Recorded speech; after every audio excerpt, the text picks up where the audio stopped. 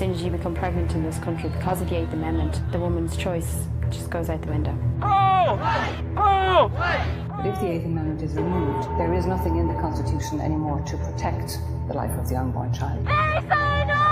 What do we want? When do we want it?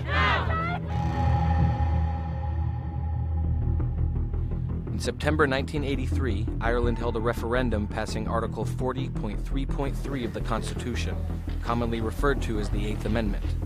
The amendment legally acknowledges the life of the unborn child, equating it to the life of the mother, rendering it illegal for a woman to have an abortion in any circumstance on Irish soil, including cases of rape, incest, and fetal abnormalities, unless doctors can prove a pregnancy directly jeopardizes the mother's life.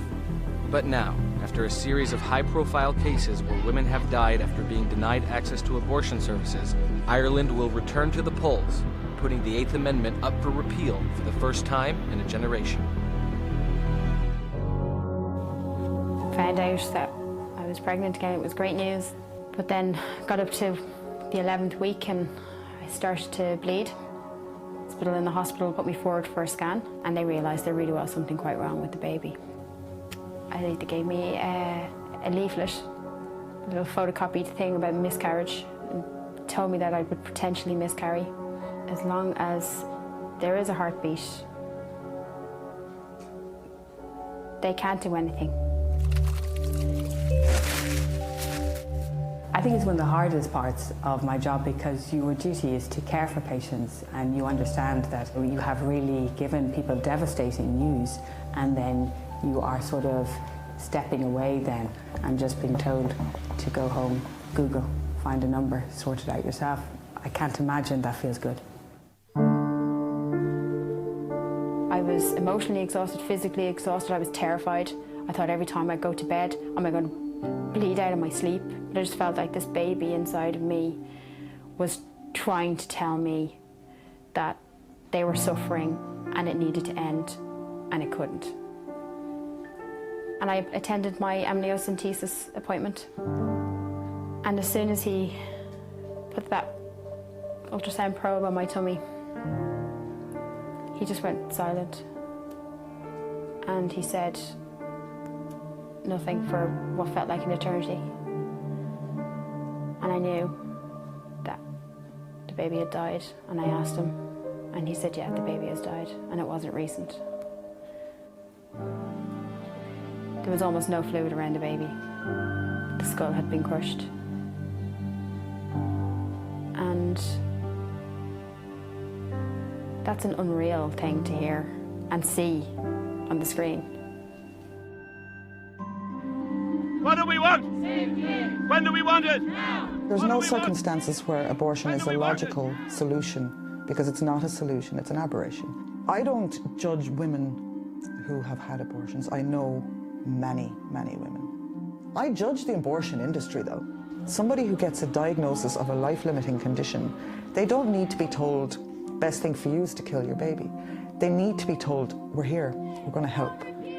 We're going to give you the practical help you need. We'll give you the moral support you need. Even when a child is diagnosed with a life-limiting condition, there's not a single gynecologist or an obstetrician who can say with absolute certainty when a child will die, if a child will die, what exactly the quality of life that child may or may not have. You can continually endeavour to safeguard the life of the mother without directly targeting the child, but that if, sadly, the child is lost during this process, the medical practitioners, whoever is there, they haven't broken any law and they can't be prosecuted. We don't deliberately end or quickly end the life of an adult who has a terminal illness. Then I think that has to be extended also to the baby.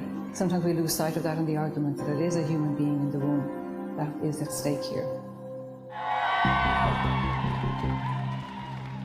We don't want any other families to endure the treatment that we have endured.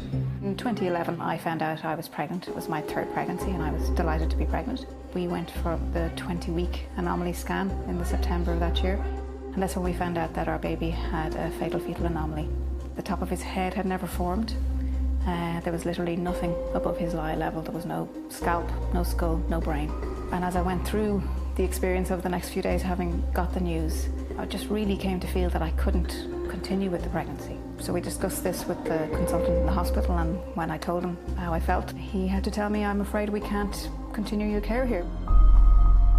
We got on an early morning flight to Liverpool. We were there feeling sad and feeling surreal in our surroundings that we had to make this journey. I was heartbroken. My world was turned upside down. You move on from a grief, you get over a bereavement eventually, you learn how to live with it. But the rejection that I felt, having to leave my own country, that's the bit that's really hard to swallow. And that's why I really feel we need to repeal this 8th Amendment. It's a tough sell telling people it's okay to kill their own offspring. And I don't think in general that the Irish character buys into it. Not the church, not the state! Women must decide our fate! Can you not see it?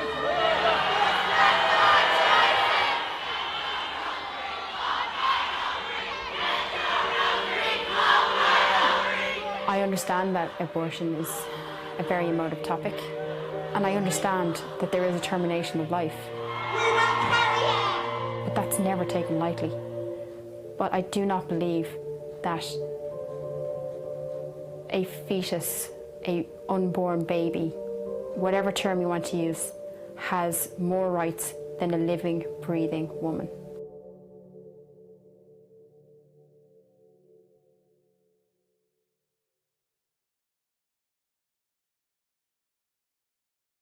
Hey, NBC News viewers, thanks for checking out our YouTube channel. Subscribe by clicking on that button down here and click on any of the videos over here to watch the latest interviews, show highlights, and digital exclusives. Thanks for watching.